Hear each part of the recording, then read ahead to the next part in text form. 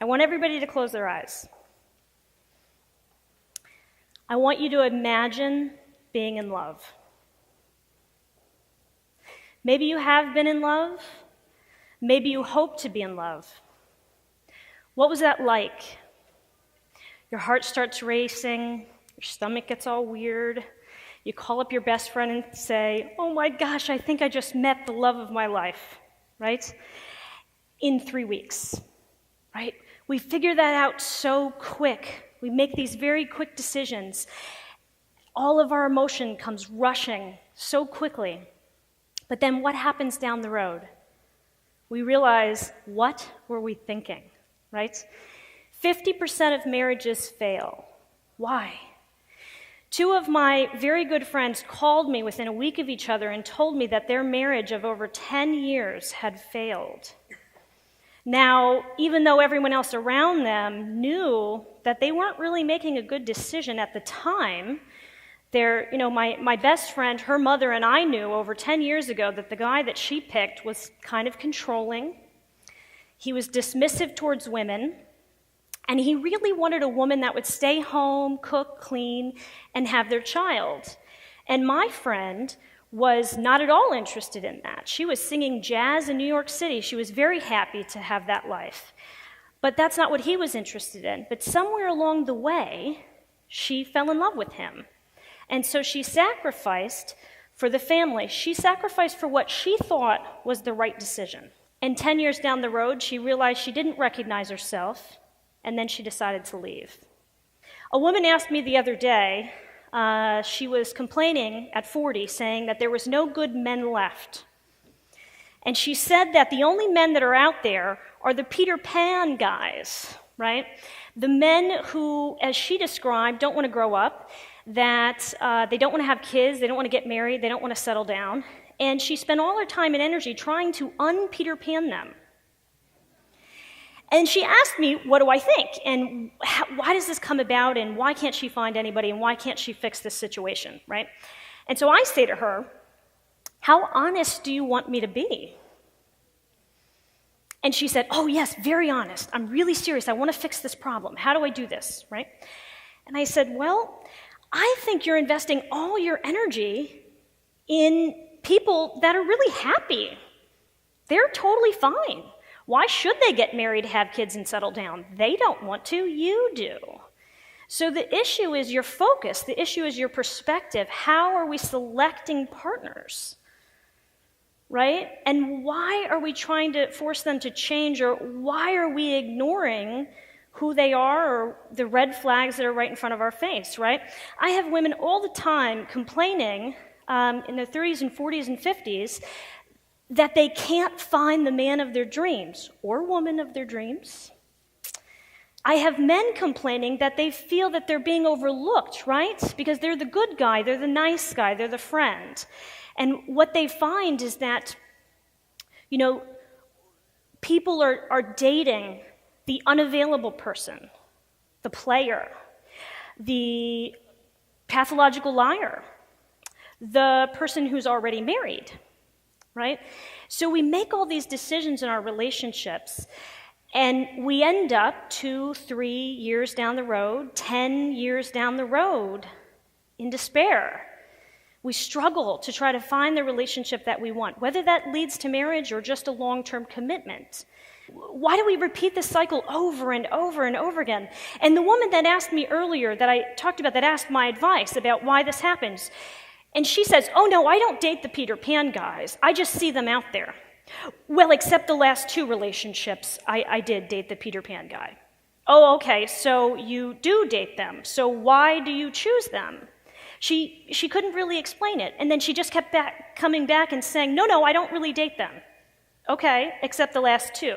So she became really defensive in this conversation and was denying the truth that everyone else around her could see, the people that loved her the most, her friends, her family. And so I asked myself, on the path of love, what happens? What do we do? It starts off beautiful, wonderful, perfect. You're totally in love with this person in a very short period of time, right? And then we see a red flag, but we ignore it. Because we say, no, it must be us, we're crazy, we're too picky. But the problem is our friends and family see it too. And they're concerned. And they may or may not say anything. And then what's our response? We attack them. Well, you'll never be happy if I'm happy. I finally found someone I love, and you can't accept it. Well, you just don't know him. He's different when we're alone. Right? We tell ourselves this all the time. Then there's a culmination of red flags. And we tell ourselves, well, all relationships take work, right? Which is true, but we tell ourselves this in a misguided way, right? So our friends and family express their concern, and what do? We attack them, we're defensive. And then we begin to isolate from them. They try to intervene, and they say, look, I'm really concerned about this person that you're dating. And I want you to think about that. I want you to try and pick someone else, right? Or just end it. And we may even admit to ourselves, yeah, I probably should end it. I know this person isn't good for me, right? But we don't. And so then what happens is because family or friends or anyone in our life, colleagues, coworkers, because they conflict with us and they say, look, there's a problem here. We feel embarrassed. We feel shame. And so what do? We separate from them. Right? So we don't go to the friend's house anymore because they're always complaining. And then the family gets angry. And then they separate from you, right? They stop trying. And eventually we realize that we were wrong and they were right. And we hate it. It drives us nuts. And then we despair. And then we say, are we ever going to find anybody? And we could have saved so much time and energy and despair if we would just listen to the people that are around us and not to be so defensive, right? So why do we repeat this cycle? Why do we repeat this? Because we do it all the time, right? Our brain, I think the same part of our brain that controls addiction controls our feelings of love, right? Because our feelings of love, that intense connection that we feel with someone, which is totally irrational, we don't really know them, we don't really have all those things in common, but we want to believe that we do. It's just like being addicted to drugs or alcohol. It's an addiction. It is. And for whatever reason, we're not wise enough to figure it out. We're not wise enough because our emotion and our perception, our feelings of this love controls our brain, our mind, our prefrontal cortex, which is at the front of your brain. And the prefrontal cortex is the part of the brain that's rational. It makes rational decision making, right? And it tells the other parts of the brain, knock it off. You know, when you want to punch somebody and then you realize, nope, that's my boss, I can't do that. That's the prefrontal cortex telling you, knock it off, okay? But we don't allow the prefrontal cortex to control our heart and our feelings of love. And so that's how we get into these situations. It could be genetics, it could be role models. Maybe we don't know anyone that has a happy marriage or a happy relationship, things like that. Some people have this idea that we're drawn to danger, right? Why do we date the person who we know is historically unfaithful and a liar, right? They tell us about their last partner and they cheated on them, but somehow we still think that, they're going to be different with us, right? Meanwhile, the good person is there, the good guy who's honest, faithful, trustworthy, loves you, but we ignore them, right? I have an example, and, don't laugh. It's The Bachelorette. Has anyone paid attention to The Bachelorette recently? Okay, one person, thank you. So Des, who's the Bachelorette, right, she's down to 3 guys, 2 of which are madly in love with her. Madly in love with her. They tell her they're affectionate, they write poems, they sing songs, all this wonderful stuff, right? Who does she fall in love with? The guy that doesn't love her. Right? And he tells her, he breaks her heart, I don't know what's going to happen. There's only one show left. But I think this is symbolic of life. We do this all the time. We see our friends making these decisions, right? So love rules our mind. It seems like we're addicted to drugs. We're obsessed. We're compulsive with this idea of love, right? We can't sleep. Either we can't eat, or when we do eat that cheeseburger, it tastes so delicious, because now we're in love. Everything is amplified, right?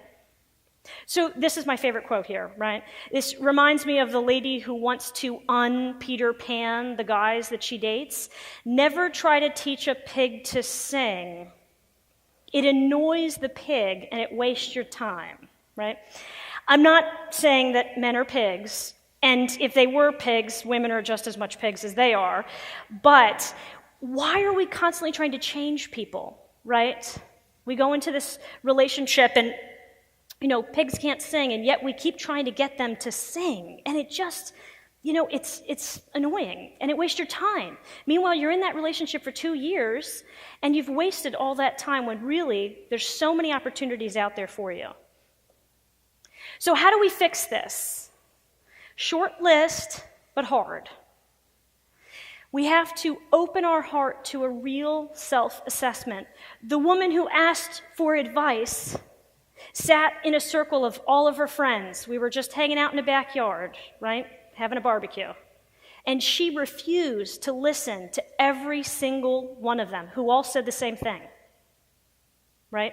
We have to open up our heart to a self-assessment. What is going on with us? What are we doing to contribute to these relationships?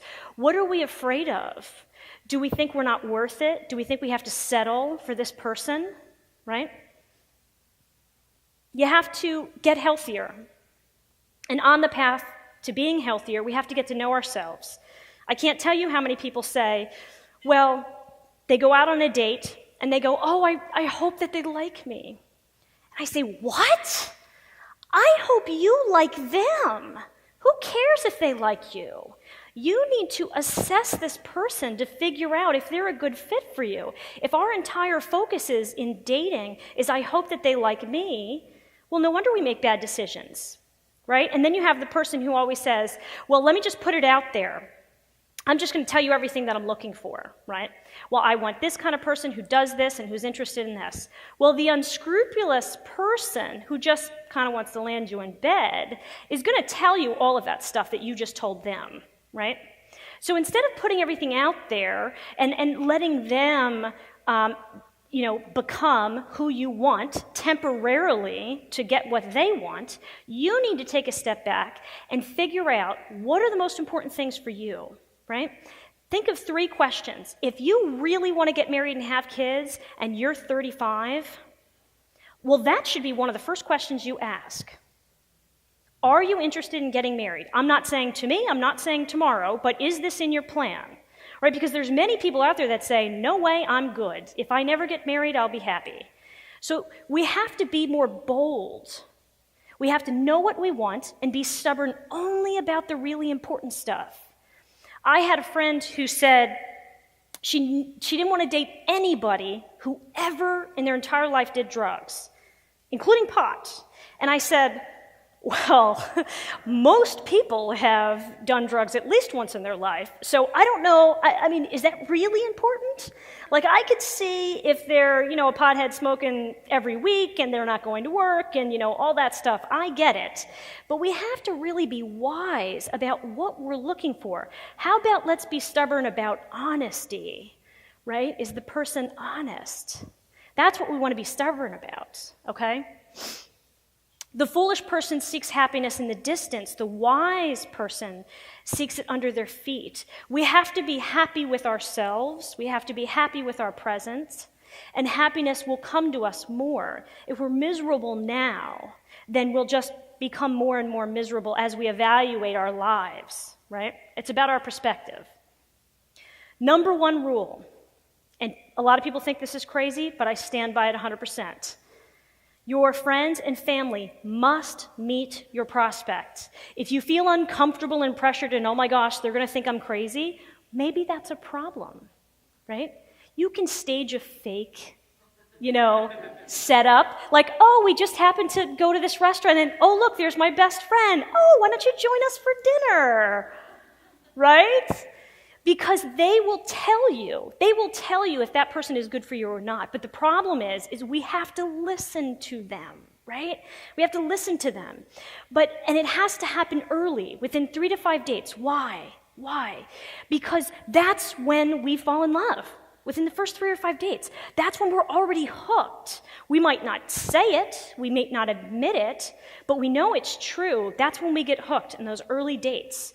That's when we become an addict and our lives become unmanageable. So we have to back that up and just get a first impression of somebody right from the beginning. And if they say run, run. Run. Right? And don't pay attention to the one person that says to you, oh, whatever makes you happy. I trust you'll make a good decision. No. Don't listen to that person. Okay? If 3 out of 5 of your friends or 2 out of 3 say, oh, I don't know, I'm not feeling it, I'm not thinking they're right for you, run. Even if you think, oh, but they have so much potential and we have so much in common. No, just run. You have to trust your community because they're wiser. They are wiser than us when we're in the midst of this. Okay? Get ongoing advice. Pick your mean friend, right? Your friend that's so honest. You're just like, oh, I don't want to ask her because I know she's going to say something bad. Okay, that's the one that you want to go to. Talk to a professional, a consultant, a therapist, anyone. Just talk to someone else, right, to get feedback. Pay attention to red flags every day and be brave enough to walk away early. Be brave enough to walk away. Real love is possible. It is, right? The relationship that you're in now can be better too, right? Don't get discouraged. Don't get upset. Believe in your ability to analyze. Trust yourself. Trust your gut. You can do it. Don't be afraid to ask those questions. Don't be intimidated. If you're intimidated to ask that really important question now, what do you think is going to happen in 5 years when you never asked it, right? Be brave. You can do it. Action conquers fear. The more we do it, the more comfortable we get with it. My wife said on our first date, she thought she was dating an FBI interrogator because I asked her so many questions, right? But look what happened. We got married. She passed my test. Miracles can happen, and you must believe that love is possible. It is possible. If you follow these steps, if you get advice, you listen to your friends and family, they love you. They really do only want what's best for you. Don't lie to yourself and tell yourself that, well, they're just jealous, or they never had a good relationship, right? Listen to them. They love you. It's possible. Thank you.